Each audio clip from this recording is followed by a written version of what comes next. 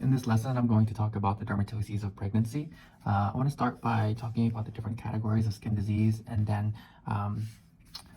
discussing how the dermatoses of pregnancy relate to different branches of skin disease. So when we talk about skin disease, we're talking about one of two things. The first is either a growth. The second is a rash. And when you have a growth, what it is it's a hyperplasia reaction. When you have a rash, it's an inflammatory reaction. And because of the inflammation, one of the common symptoms that you get is itch. And so the dermatoses of pregnancy are just like a set of inflammatory reactions that occur for some reason exclusively during pregnancy. So we're talking about the rashes here. And dermatoses of pregnancy. Yeah, and because it's an inflammatory reaction that's seen in pregnancy and with a common symptom of itch, the dermatoses of pregnancy are also commonly known as the pruritic eruptions of pregnancy. And so within the dermatoses of pregnancy, there are only 5 that you have to know, and they consist of AAP, which is atopic eruption of pregnancy. 2 is PG, which is pemphigoid gestationis. 3 is PEP, which is polymorphic eruption of pregnancy. 4, which is IHCP, which is intrahepatic cholestasis of pregnancy. And 5, which is PPP, which is pustular psoriasis of pregnancy.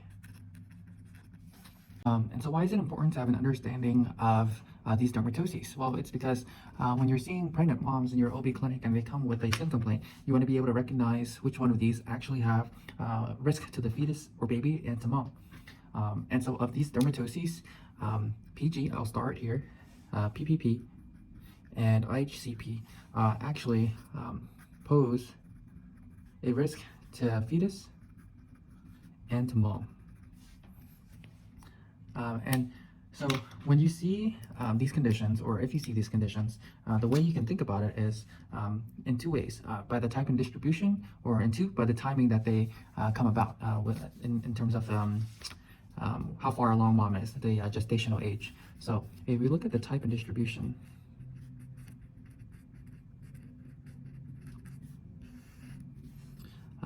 if you see an urticarial reaction, this is likely going to be PG or PEP. If you see a kind of like nodular, pruritic, or eczematous reaction, this is going to be your AEP. If you see striae, a rash within striae or stretch marks, that's going to be PEP. If you see vesicles, it's likely going to be PPP. And if you see no rash at all, and this is the caveat here, it's the outlier. I know I said that in the dermatoses of pregnancy, you see an inflammatory reaction and an itch, but if you see no rash at all, the outlier is IHCP. And you can also think about it in terms of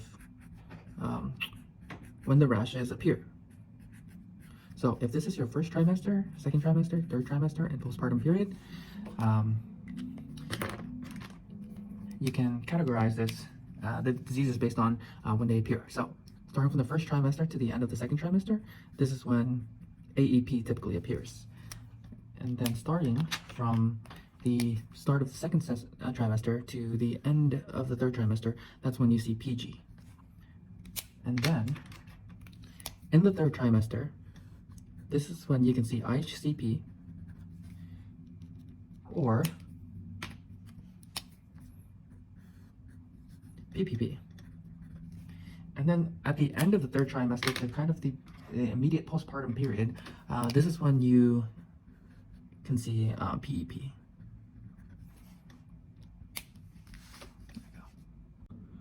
As I go into detail about each of these conditions, you'll notice a common theme. Because these are all classified under the inflammatory skin diseases, the treatment is going to be very common. So it's going to consist of steroids, which is an anti-inflammatory agent.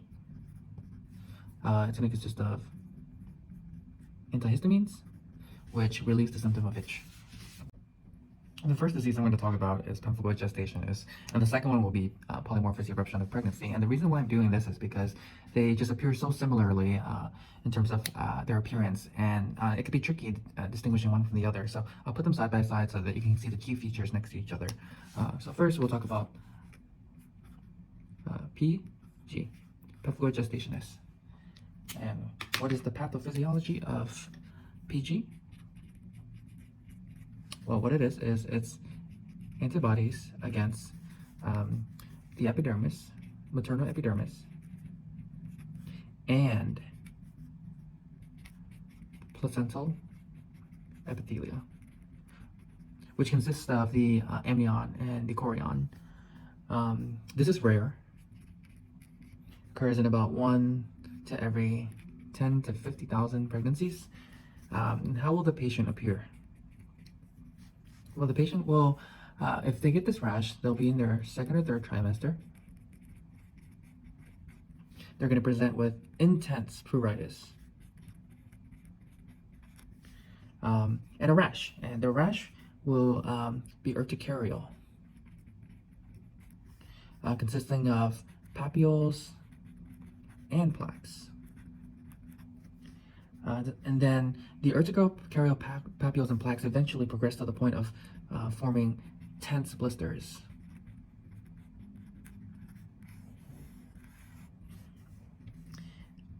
And they typically spare mucous membranes.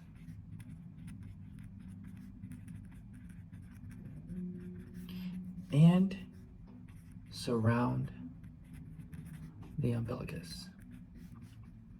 This is important because some of the rashes are actually spare the area around the umbilicus. So I'll circle this as well. So how is mom gonna look? So if this is preggo mom here,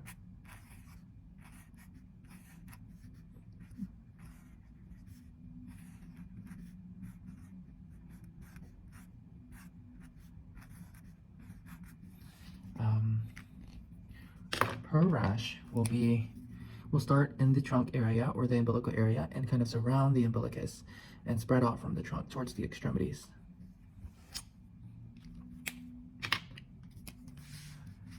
Baby will have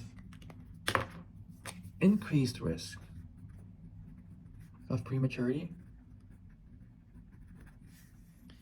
increased risk of small for gestational age. And this makes sense because if you have antibodies going against the placenta, you may have some of the sequelae of placental insufficiency.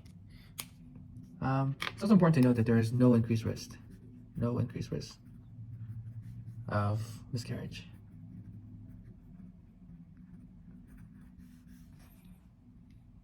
How do you make the diagnosis? Diagnosis will be made based on biopsy, and it's going to show a subepithelial separation of the epidermis, and you can do a DIF as well for confirmation, which will show linear deposits, so C3 on the basement membrane. Now the treatment will be steroids, topical if it's localized, and oral if it's widespread disease, at which point you would refer to a dermatologist. And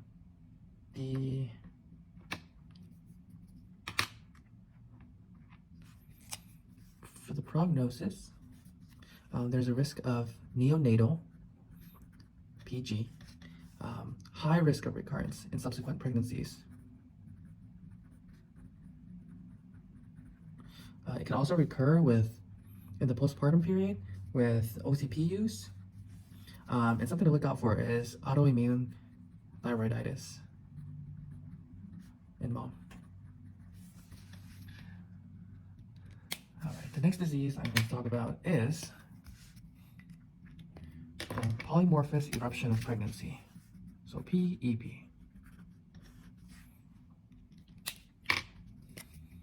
Now, the path of PEP is not clearly understood, but the way I like to think about it is that it's due to excessive stretching.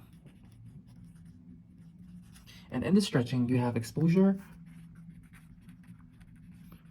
of dermal antigen, which triggers an inflammatory response. It's very common, or much more common than PG, seen in 1 to 160 to 300 pregnancies. The patient will likely present in her first pregnancy, and she's likely going to be late in her third trimester. This makes sense because this is when the skin is most stretched, and when her belly will be the biggest, when baby will be the biggest. And how she's going to present is within striae, or the stretch marks, you're going to have intense pruritus, erythematous papules, that eventually progress to urticarial plaques with a white halo,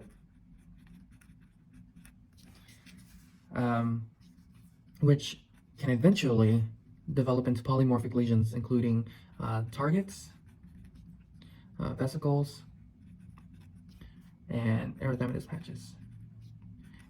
And that's the reason why it's called polymorphic eruption of pregnancy, because it can potentially form any type of a rash.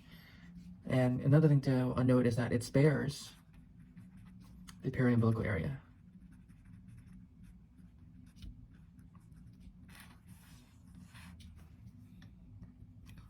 So within the striae, white halo. And how is mom going to look? So this is my schematic here. Oops.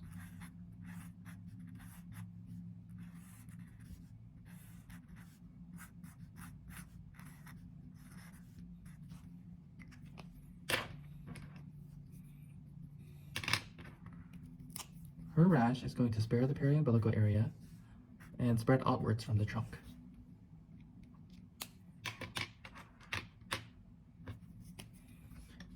Baby will be completely fine, no increased risk of morbidity or mortality. The diagnosis here is actually clinical, although you can do a biopsy if you're unsure. Treatment: steroids and antihistamines. And the prognosis is that it lasts up to 6 weeks, resolves postpartum. Recurrence is rare. And no increased morbidity from all.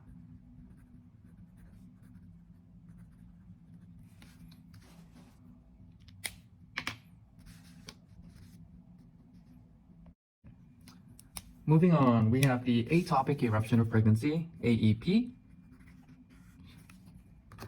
And what's the path here? This is going to be due to atopy, either personal or family history. Of note, it's the most common dermatoses of pregnancy. Greater than 50% of the dermatoses seen are AEP. And it's thought to be due to an increase in Th2 during pregnancy. So Th2 is an important immune reaction that's also seen in atopic dermatitis. And it's thought that during pregnancy there is a decrease in Th1 activity and an increase in Th2 activity, which could be the reason why you see more of it during pregnancy, or why you see it for the first time in pregnancy. Patient's going to be in the first or second trimester. It may be first time She experiences AEP. First time experiences atopic skin changes. And about 20% of the time, it's an exacerbation. So how she presents is going to be based on the subcategory of AEP that she's going to present with. Most commonly, you're going to see EAEP, which is the eczematous subtype, or PAEP, which is the subtype that presents with prurigal nodules, or just really itchy areas that develop into a little nodule due to secondary scratching. This is eczematous, and this is prurigal. And then some of the times you can also get FAEP, which is follicular, the follicular subtype, where you see papulopustular, kind of like folliculitis-like picture. Baby's gonna be just fine. There's no sequelae for baby. Oh, for the schematic for mom,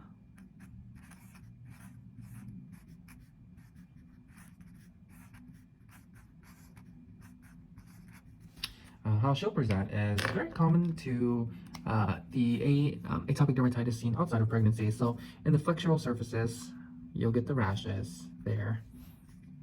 And then if it's the prurigal subtype, you'll see the rashes more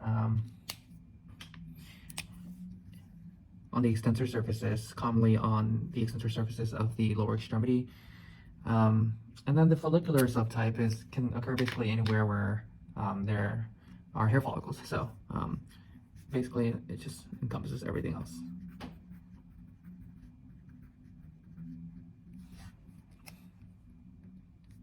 The diagnosis is clinical. Treatment is steroids. This can be really itchy, so also antihistamines. And very importantly, emollients. To try to keep some of the moisture in the skin. Prognosis? Basically, risk of recurrence.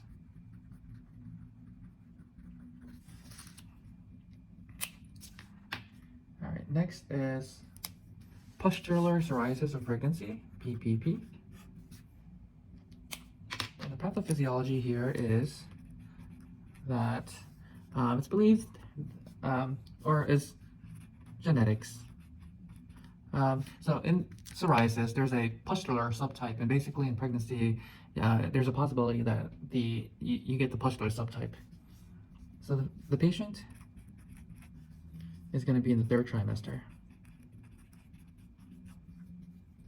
You're going to see symmetric erythematous plaques studded at periphery with sterile pustules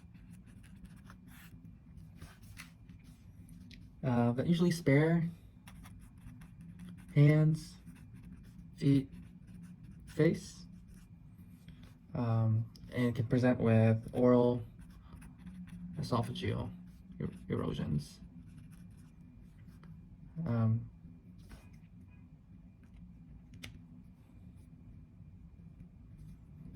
Okay. So if we draw our schematic again of mom,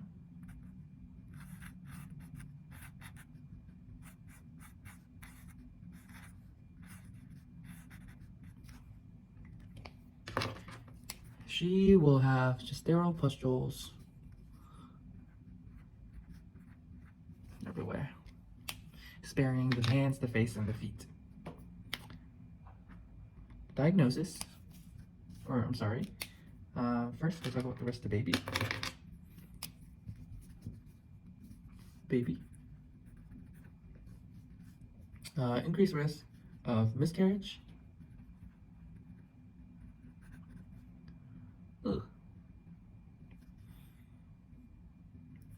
intrauterine growth restriction, intrauterine fetal demise. And all the diagnosis is clinical, although you can biopsy to confirm. The treatment is steroids, and this is going to be systemic. You can also use things like immunomodulators, cyclosporine, or infliximab.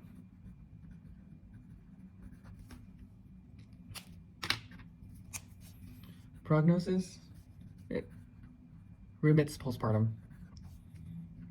but may initially flare, and there is a recurrence risk.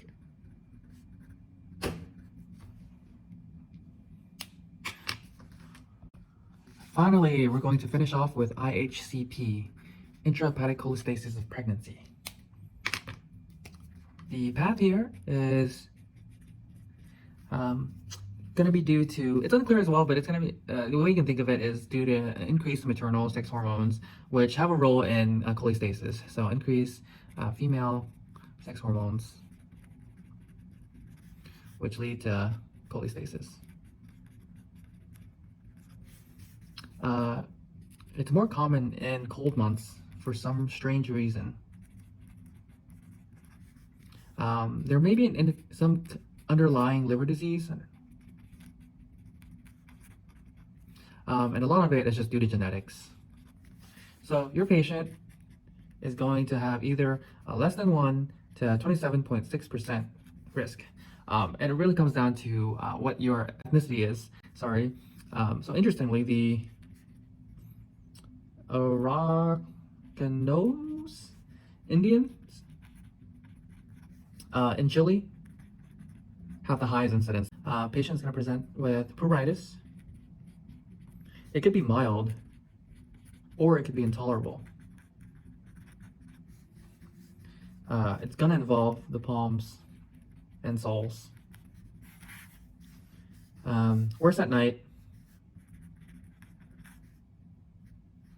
Worse at night. And in 15 to 25%, the patients can also present with jaundice after the itch. 15 to 25%. All right. What is the risk to baby?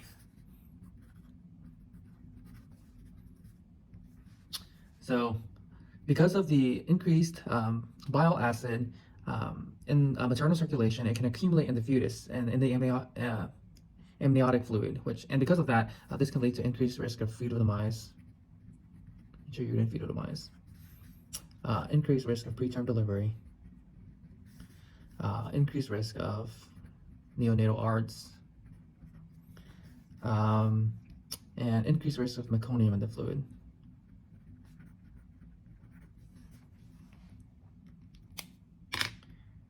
The diagnosis is going to be made with an elevated serum total bile acid. You may see other laboratory abnormalities as well, but really this is your best test here. So there could be changes to your ALT, AST, LP. There could be changes to the total direct bilirubin where you actually see an increase. If you do an ultrasound, it's going to be normal. So ultrasound's going to be normal. And just kind of understanding that the pruritus can precede the elevated bile acid by weeks. The treatment, the definitive treatment is to deliver, but in the while you bridge mom to delivery, you can give her ursodeoxycholic acid, and this will help bind the bile acids and help with the symptom of itching. And depending on what the bile acid level is, it kind of dictates when you should deliver. So if the bile acid is less than 40, you'll deliver at 37 to 38 and 6. If it's between 40 and 49, you'll deliver at 36 and 0 and 37 0. And if it's greater or equal to 100, that would be an indication to deliver at 36. Other indications are that if you have refractory LFTs that don't recover after putting them on UD, ursodeoxycholic acid, or if there's been a history of fetal demise in the past, or there's just intractable itching that can't be controlled. The prognosis is that this disappears after pregnancy. But it can recur in 60 to 70% of patients in subsequent pregnancies. But another thing to know is that this is not a contraindication for breastfeeding.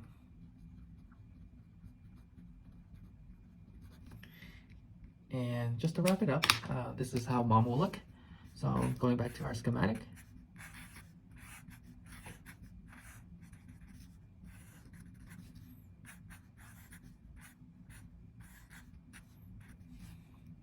She is going to get pruritus in the hands, or in the palms and the soles, with no rash.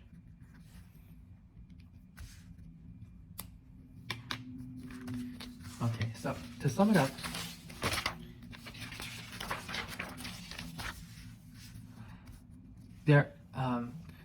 in summary, there are skin conditions that occur exclusively in pregnancy, and it's important to know how and when to recognize them, because some of these conditions actually pose a significant risk to the fetus and to mom. You can think of it in types and distribution, or you can think of it in terms of the different timings that they might occur. Comfortable gestation is and polymorphous eruption of pregnancy occur very similarly, and it can be difficult to differentiate them. In PG, the path is antibodies versus the maternal epidermis and placental epithelia. The patient's going to present in the second or third trimester and have tense blisters that's around the umbilicus, as you see here. And baby's going to have increased risk of prematurity and increased risk of intrauterine growth restriction. The diagnosis is made by biopsy. Treatment is steroids, and things to follow up on. There's a high risk of recurrence. There could be neonatal PG, and there could be autoimmune in mom. In PEP, it's due to excessive stretching. The rash is going to occur within the stretch marks or the striae. This is likely going to be mom's first pregnancy, and it's going to occur late in the third trimester. She's going to present with an intense itching, with erythematous papules that evolve into urticarial plaques with white halo that could eventually develop into all the entire spectrum of skin morphology. Important to note here is that it spares the periumbilical area. No increased risk to baby. Diagnosis is clinical, treatment is with steroids, and it usually lasts about 6 weeks and resolves postpartum. There's no increased morbidity for mom. An atopic eruption of pregnancy, it's due to atopy.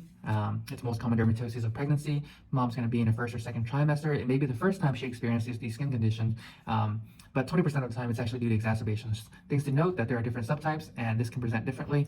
No risk to baby. Diagnosis is clinical, treatment is with steroids and emollients and antihistamines. There is a risk of recurrence. Pustular psoriasis of pregnancy, it's due to genetics. You see it in the third trimester. Mom's going to present with sterile pustules, but that spare the hands, the feet, the face, but can present with oral and esophageal erosions. Baby's going to have increased risk of miscarriage, intrauterine growth restriction, and intrauterine fetal demise.